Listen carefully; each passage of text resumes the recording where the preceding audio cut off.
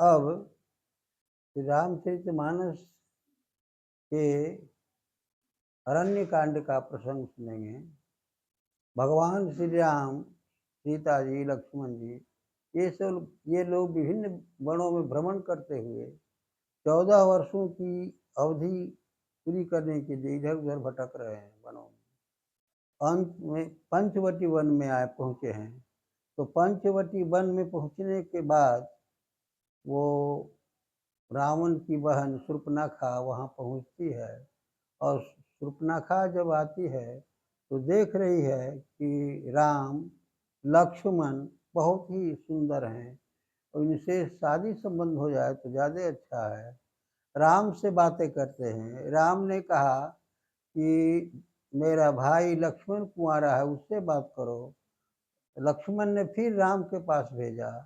राम ने कहा कि मेरे पास तो पत्नी है, सीता है, तुम जाओ लक्ष्मण के ही पास जाओ। लक्ष्मण ने क्या किया कि आवेश में आकर उसका नाक कान काट लिया। सभी जानते हैं नाक कान काटने के बाद वो अपने भाई के पास गया। भाई अहिरावण महिरावण सेना लेके आया। सभी लोगों को भगवान राम ने अपने बाण से समाप्त कर दिया और तब वो कहा रावण से कि अरे रावण, तुम्हारा जीवन धिक्कार है। देखो नाक कान दशरथ के ललन हमको काट लिया है, इसलिए तुम्हारा जीवन धिक्कार है। तो राम ने क्या किया, सोने का मृग, मायावी मृग को धारण कर आया और तब तक सोने का मृग आया तो सीता जी ने सोचा इसका छाल बिछाने के लिए बहुत बढ़िया होगा। तो भगवान राम से कहते हैं कि इसको मार करके ले आइए। तो इसका बहुत बढ़िया, ये देखने में बहुत सोने का ये मृग है, बहुत अच्छा लग रहा है, इसका बिछावन बहुत ही बढ़िया होगा। तो श्री राम सोने के मृग के पीछे चले गए और लक्ष्मण यहाँ रह गए सुरक्षा में। कहा कि देखो तुम लोग यहाँ रहो, मैं मृग को, सोने के मृग को मार कर लाता हूँ छाल को। और इसी बीच में हाय राम की ध्वनि आती है, आवाज़ आती है।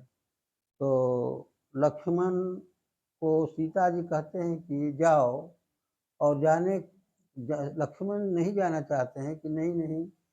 तो कहा सीता जी ने कि राम के ऊपर विपत्ति आई है, देखो आवाज़ आ रही है, तुम चले जाओ। तो लक्ष्मण कहते हैं कि भगवान को कौन मारने वाला है, भगवान के ऊपर विपत्ति नहीं आ सकती है।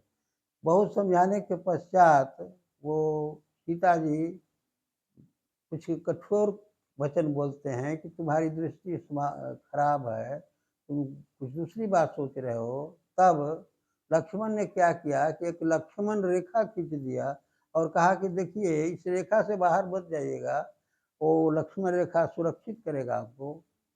तो वो भिखा बन करके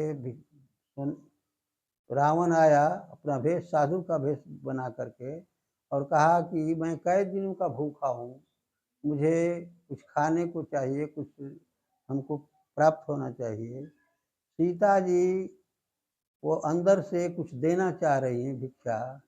तो वो साधु कह रहा है कि बंधा हुआ भिक्षा मैं नहीं देता, देना है तो बाहर निकल के आओ।